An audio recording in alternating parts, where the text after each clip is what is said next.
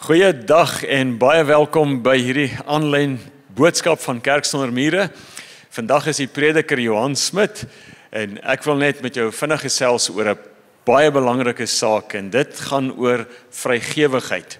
Deel van ons verantwoordelikheid as kinders van die Here is dat ons ook dit wat die Here aan ons toevertrou deel.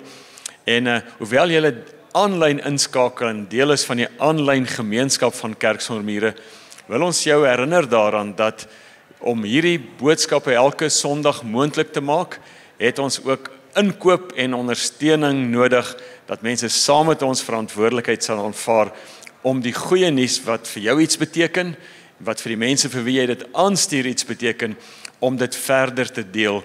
Want ons glo daarin, as ons getrou is en gehoorsaam is, dan gebruik die Here dit wat ons aan hom toevertrou, en hy vermenigvuldig die impak wat ons daarmee kan maak. So, kyk na die metodes waarop jy ook finansiëel kan bydra en aanvaar saam met ons verantwoordelikheid vir dit wat die Here wil doen. Elke dag stap mense by ons deure in met swaar harte. En hulle vind hoop. In die afgelope kwartaal alleen het meer as 600 mense berading, groepondersteuning of maatskaplike hulp ontvang. Van verlies tot verslawing. Van trauma tot werkloosheid. Hier bring jou gee hoop. Jou bydrae beteken dat Kerk Sonder Mure 'n plek van genesing en herstel bly. Gee jou dankoffer en beleef hoe God ons impak vermenigvuldig. Besoek ksm.co.za vir meer betaalmetodes.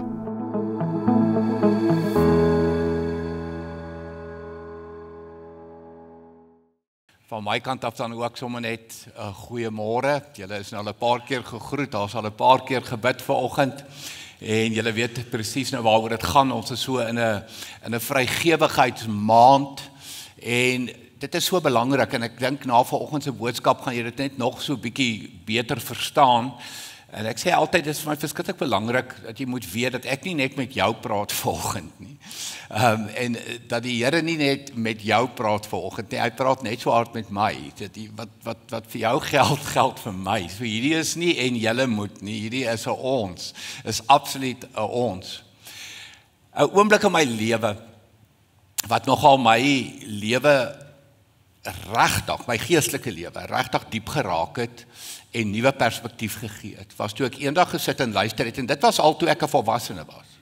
Dit was nou nie in my kinderjare nie. Hierdie praat ek nou van, kom ons sê, dalk 20 jaar gelede. Wat iemand die volgende woorde gebruik het oor bekering. Ons sê altyd, ons moet ons hart vir die Here gee. Ek moet my hart vir die Here gee. Ware bekering is om vir die Here te vra dat hy sy hart vir jou gee. Dink oor daai. Dit het my lewe en my perspektief op die lewe, my uitkyk op my geestelike lewe en uit dit uiteraard my hele lewe totaal verander. Leef ek met die Here se hart? Dis nie het ek my hart vir hom gegee nie. Het ek hom gevra dat hy sy hart vir my gee, want dis ware bekering. Ek wat met die Here se hart leef. En vandag spesifiek praat ons dan ook, leef met Jesus se hart vir die behoeftiges. Want ons leef in 'n wêreld vol arm mense. Kom ons noem dit nou by die naam. Vol arm mense. Mense wat nie in hulle behoeftes kan voorsien nie en daarom behoeftig genoem word. Nou ek wil begin klinies. Ek wil nou klinies begin vanoggend om vir jou die definisie te gee van armoede. En wanneer ek dit nou doen, dan hardloop ek nou na die woordeboek toe en ek hardloop nou na ontwikkelingsekonomie boeke toe en die tipe van goeders om vir jou hierdie definisie te gee. So hier kom hy nou kliphard. Armoede is die status waarin 'n individu verkeer wanneer die persoon nie hulle eie sowel as die mense wat afhanklik van hulle is, se basiese ekonomiese behoeftes kan bevredig nie. So ons praat van basiese ekonomiese behoeftes, maar ek dink wat vir my verskriklik belangrik is in hierdie definisie, wat ons nie moet mislees nie. Wanneer ek nie in my eie behoeftes kan voorsien nie, dis een ding. Ek bedoel, dit is fisiese behoeftes, dis basiese behoeftes, ons praat van kos, klere, en ons praat van veiligheid, en ons praat van vervoer, en al daai tipe van goeders. Ek wil amper sê, ek sal nog okay wees daarmee. Maar dis wanneer jy jou kind in die oë moet kyk, en vir jou kind moet sê, daar's nie kos vir die volgende ete nie. Dis wanneer 'n man vir sy vrou moet sê, ek weet nie waar die volgende ete vandaan gaan kom nie. En dit staan geskryf in hierdie definisie. Wanneer die persoon nie hulle eie, sowel as die mense wat afhanklik van hulle is, so basiese ekonomiese behoeftes kan bevredig nie. So hierdie definisie sny na twee kante toe. Dis 'n fisiese kant, maar daar's 'n geweldige sterk emosionele kant. Van emosionele vernedering, van afkraking, van afbreek in jou menswees, wanneer jy regtig ten diepste armoede beleef. Nou, ek kan nou nog verder gaan en ek kan baie diep gaan op hierdie onderwerp van armoede. Kom die Wêreldbank en die Verenigde Nasies en hulle maak dit nou nog rand en sent ook. En hulle sê vir jou, daar's 'n begrip soos absolute armoede. Absolute armoede, en die grens wanneer iemand absolute armoede beleef, is $2.15 Amerikaanse sent. Werk dit gou uit. Min of meer met die wisselkoers wat hy vandag is, praat ons van so R38 per dag. Met ander woorde, jy moet kos, klere, dak oor jou kop, vervoer, veiligheid, ensovoorts met R38 per dag kan doen. As jy onder daai vlak is, dan leef jy in absolute armoede. En daar's biljoene mense in die wêreld wat in absolute armoede leef. Maar die gevaar van hierdie definisie wat ek nou vir julle gegee het, en hierdie Wêreldbank statistiek nou van die $2 en die 15 Amerikaanse sent, en die begrip absolute armoede, is dat dit nou vreeslik akademies klink, en dat 'n mens vergeet dat armoede is nie 'n konsep. Dis 'n mens. Dis 'n mens. Dis 'n mens met 'n hart, dis 'n mens van vlees en bloed, dis 'n mens met 'n gesin, dis 'n mens wat dalk man, vrou en kinders het. En daarom gaan ek dit nou een stap verder vat. Ek het vreeslik baie plekke in die uit my verlede in terme van navorsing wat ek gedoen het, waar ek altyd lees wat armoedige mense of arme mense oor hulle self sê. Nou, net vanweë tyd het ek een gekies vir vanoggend. En dis iemand uit die land Moldova. Dalk het jy nog nooit van Moldova gehoor nie. Dis 'n Ees-Europese land, baie arm, een van die armste lande in die wêreld. En iemand uit Moldova sê die volgende: We are cripples. We are afraid of everything. We depend on everyone. No one needs us. We are like garbage that everyone wants to get rid of. Hoor die mens. Sien 'n gebroke, vernederde, stikkende, hulpelose, hooplose mens agter hierdie woorde. We are cripples. We are garbage. Ons is afhanklik van almal. Ons het geen gesag in die wêreld nie. Niemand luister na ons nie. Mense, dis die menslikheid van armoede. En dis hoekom ek hierdie vir jou met jou deel vanoggend uit die Ees-Europese land Moldova. Nou kom ons gaan na die woord toe. Laat ons by God se hart kom. Spesifiek oor armoede en oor vrygewigheid en oor om te leef as 'n ware bekeerde, om te leef met Jesus se hart in my en in jou. Deuteronomium 15 vers 10 en 11. Ek gaan verskeidenheid van skrifgedeeltes deel met jou vanoggend, so ek begin in Deuteronomium. Die eerste twee woorde, kyk gou-gou. Gee vryelik. Dis nie net gee nie, dis hoe jy gee. Dis gee met 'n sekere gesindheid. Daar is die eerste twee woorde. Gee vrylik aan jou broer wat arm is. En moenie sleg voel, omdat jy vir hom gegee het nie. Want juis omdat jy vir hom gee, sal die Here jou voorspoedig maak in alles wat jy doen en aanpak. En dan hierdie verskriklike waarheid. Mense, hierdie is hard, dis 'n harde werklikheid. Daar sal altyd armes in jou land wees, en daarom het ek jou beveel om vrygewig te wees teenoor jou mede-Israeliet wat in nood is en arm is. Jou mede-volksgenoot wat in nood is en arm is. Hoe? Gee vrylik, wees vrygewig, leef met oop harte, met oop arms, met oop beursies. Dit is hoe ons deur die lewe moet gaan, want daar is soveel nood, daar is soveel krisisse. En soos ek sê, daai is nie 'n konsep nie. Mense, armoede is nie net 'n definisie in 'n Wêreldbank statistiek nie. Dis 'n mens wat sê ek is 'n krippel, ek is garbage. En dan kom die Here en hy kom sê vir jou, gee vrylik, gee met die regte gesindheid. Moenie vir jou swaar wees nie, moenie vir jou moeilik wees nie, moenie 'n verpligting wees nie, moenie een van die reëls van die Bybel wees wat ek nou die boksie moet tik nie. Dit is 'n leefwyse. Dis wat dit moet wees vir elke gelowige. Deuteronomium 24 vers 14 sê die volgende: jy mag nie 'n huurling wat arm en behoeftig is laat swaar kry nie. Of hy nou al 'n volksgenoot is of 'n vreemdeling wat by jou woon in een van jou land se stede.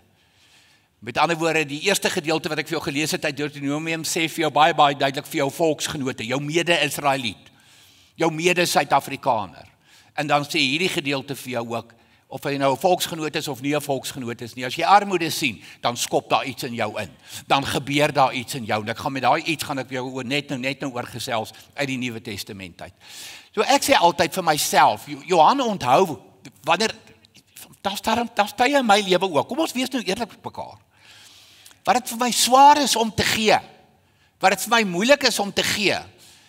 Die elektrisiteitsrekening was nou 'n bietjie 'n verrassing hierdie maand gewees. Hy's so 'n bietjie hoër as gewoonlik. Jy weet, ek bedoel, dit het nou 'n bietjie baie gereën, soos het nou 'n bietjie die tuimeldroër moes gebruik het hierdie naweek, jy weet, of hierdie week of hierdie maand. En my vrou het die stoof 'n bietjie te veel gebruik. Ek bedoel, jy kan dit sommer aan my lyf ook sien, jy weet. Ek bedoel nou ewe skielik is daar so 'n bietjie minder geld, jy weet, en gee is nie altyd maklik nie, maar hoor die wagwoord van 'n gelowige.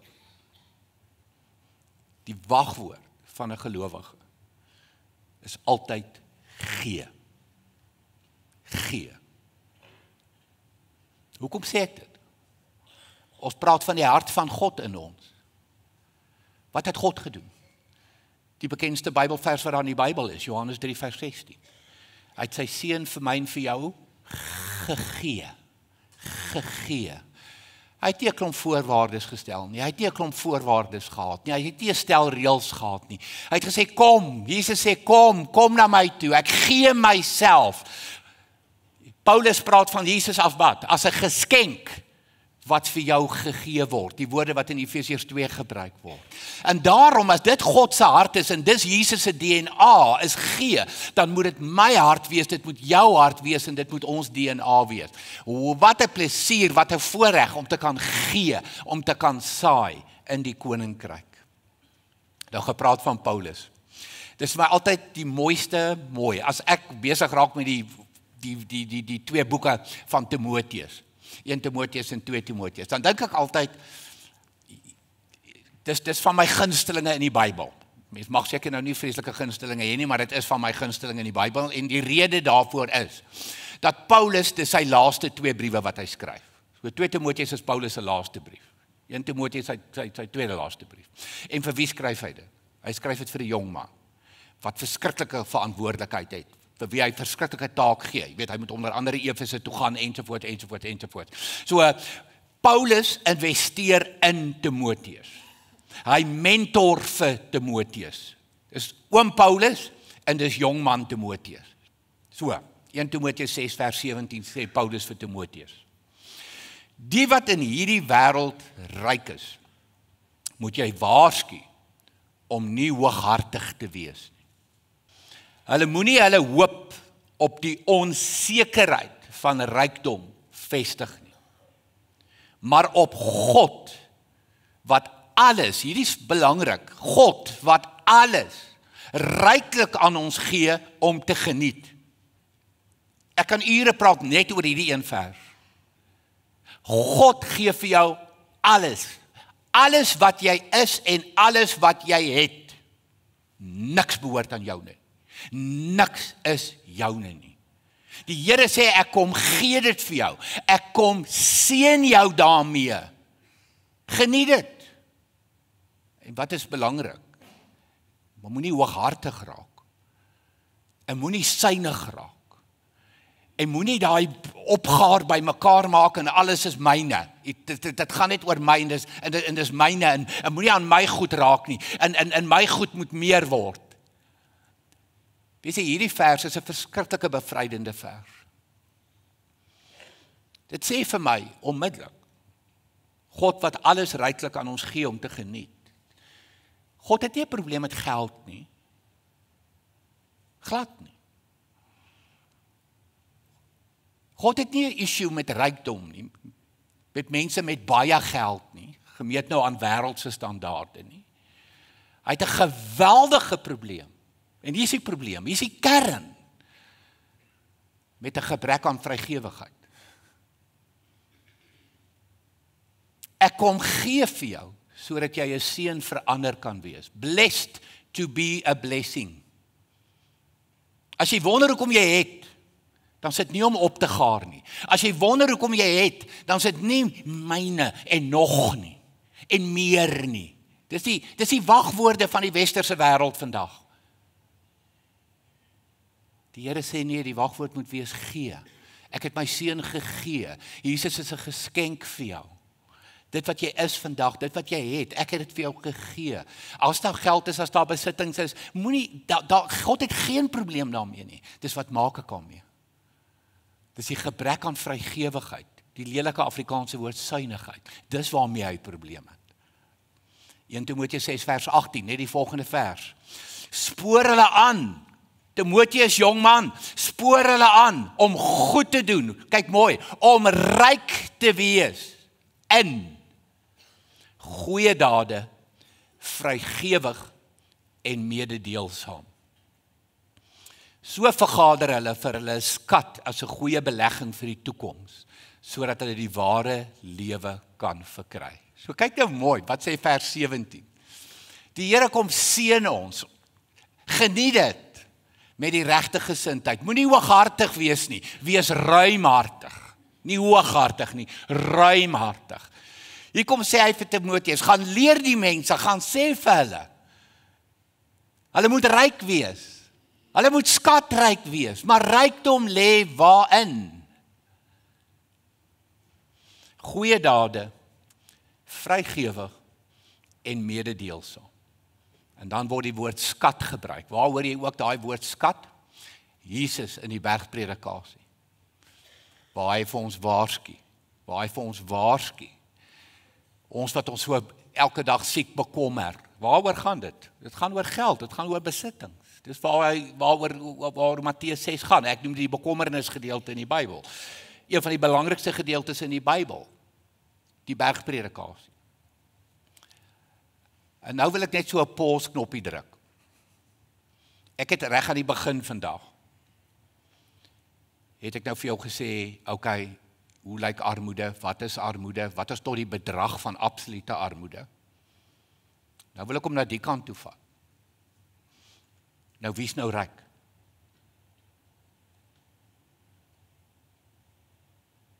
Wie's ryk? Ek's nie ryk nie. Ek het baie vriende wat baie ryker is as ek. Daar's baie mense wat baie ryker is as ek. Ek kan vir niemand sê, gaan bly vir 2 weke in my strandhuis nie, want ek het nie een nie.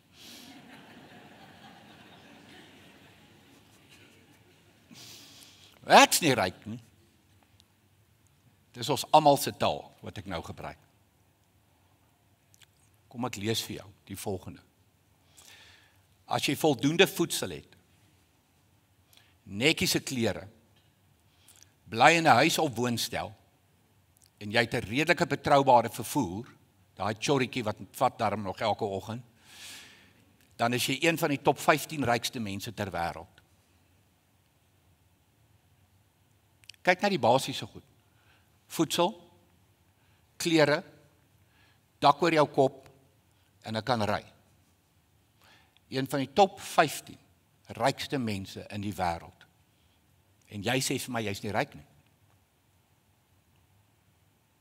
Met wie vergelyk jy jouself? Dis my probleem en dis jou probleem.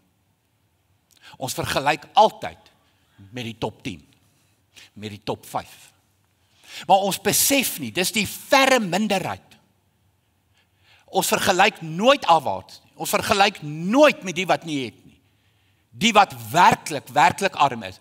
En ons gaan op ons knieë en ons vra om vergifnis vir die oorvloed wat ons het, maar ek is nie ryk nie. Mense, ek is oortuig. Jy kon 'n paar uitrustings kies vir vanoggend. En die sekere dames wat baie ontevrede is met die uitrusting wat hulle man gekies het. Want regtig, dis daarom nou maar stok ou hemp daai.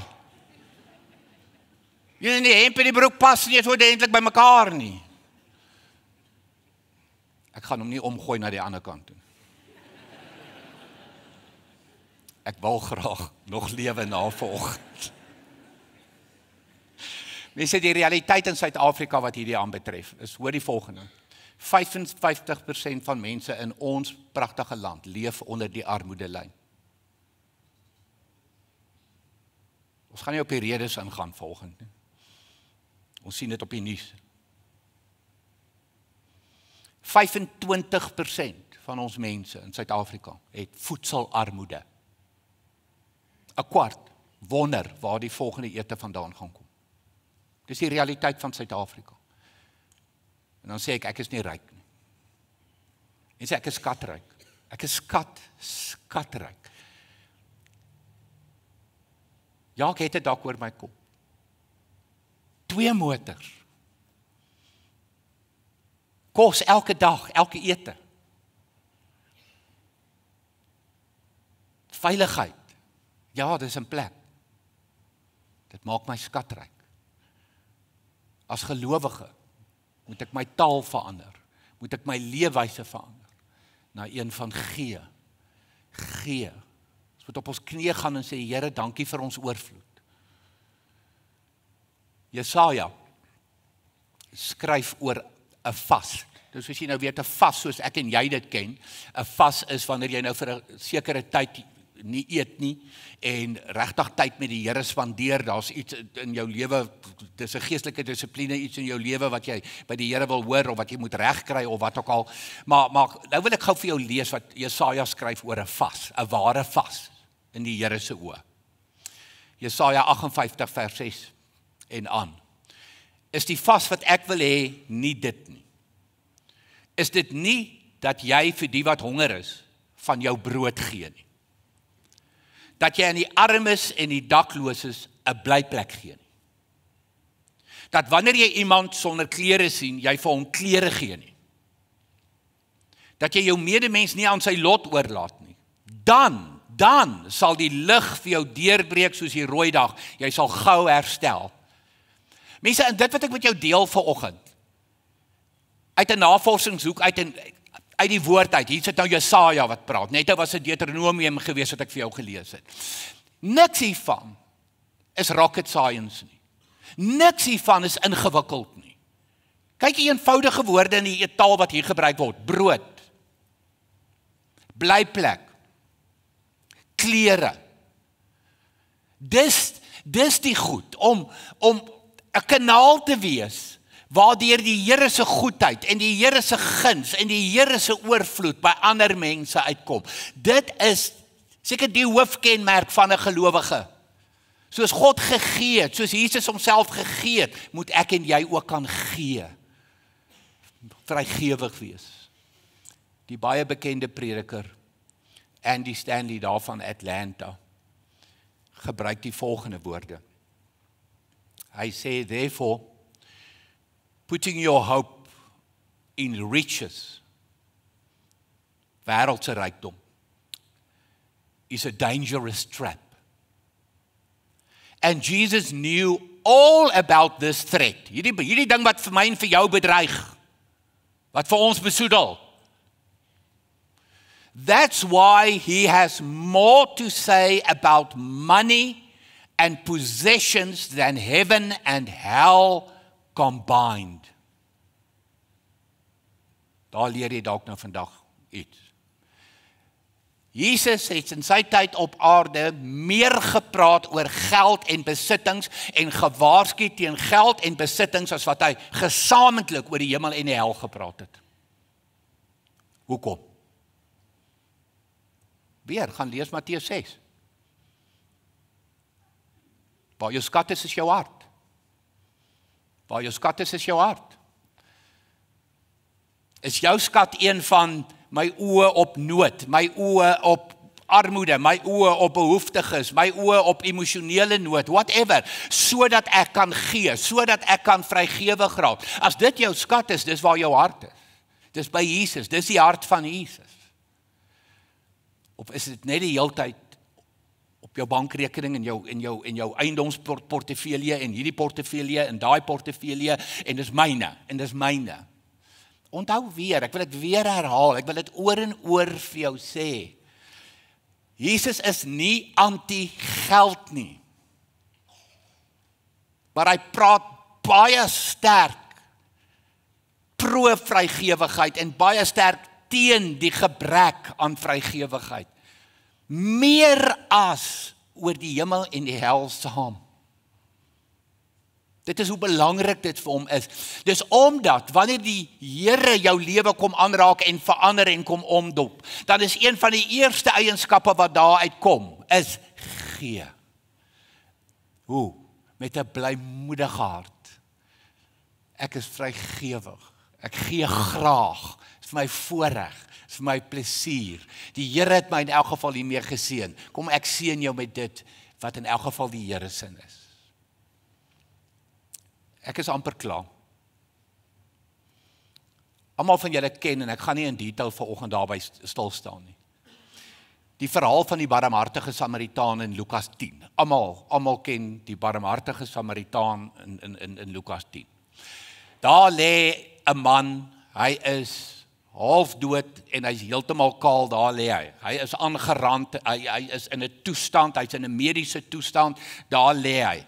En die priester kom verby en die priester gaan verby. En die leviet kom verby en die leviet gaan verby. Maar daar kom 'n Samaritaan. Mense hoor mooi net gou, die man wat daar lê, die Jood en die Samaritane haat mekaar. Hulle haat mekaar. Daar is geen liefde tussen die Jode en die Samaritane nie. Wie is die een wat stop? Die priester gaan verby, die leviet gaan verby. En die barmhartige Samaritaan stop. En daar's 'n baie spesifieke rede daarvoor. En dis die een woord ook wat ek jou nou wil leer vanoggend. Dis die Griekse woord splagnitsomai. Splagnitsomai. Toe hy hierdie pyn sien, toe hy hierdie nood sien, toe hy hierdie behoefte sien, toe is daar 'n ruk aan sy binnekant. Daar's letterlik 'n ruk. Die woord splagnitsomai beteken ingewande wat in beweging kom. Daai woord word ook gebruik, hoor nou mooi. Toe God die nood van die mens raak sien, voordat hy Jesus aarde toe gestuur het, toe kyk hy met deernis na jou en na my verlorendheid en ons geestelike nood. En hy splagnitsomai. Die ingewande van God volgens hierdie woord kom in, dit ruk, dit kom in beweging.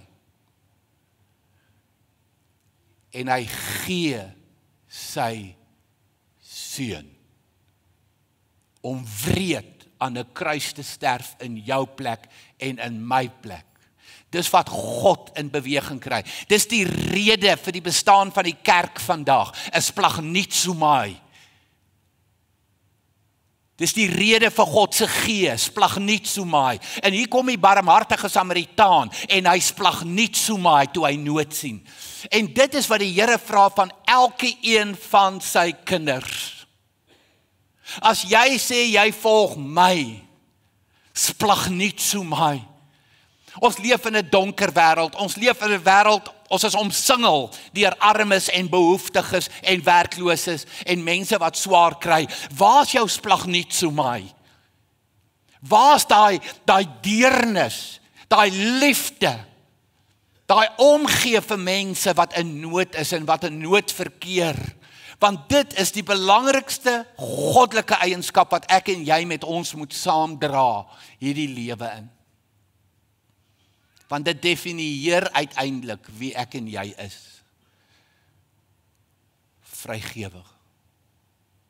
Soos wat God en Jesus vrygewig is. Ek sluit af. In Handelinge 2 vers 44 en 45 lees ons al die gelowiges was eensgesind en het alles met mekaar gedeel.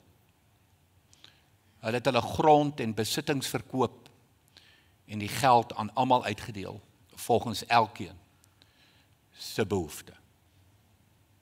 Daar het jy die eerste gemeente, daar het jy die voorbeeld van die eerste gemeente. Mense, ek sê vir jou, ek het dit al hier gesê, van hier af. Suid-Afrika gaan nie verander word deur 'n politieke party nie. Ja, ek is heeltemal oortuig sekere politieke partye kan beter doen. Ek dink jy gaan met my saamstem. Maar dit is nie die oplossing vir Suid-Afrika nie. Dis nie die oplossing vir die wêreld nie. Wil ons regtig hê dit moet beter gaan in ons land, dan moet die kerk weer kerk wees. Dan moet die kerk weer God se stem hoor.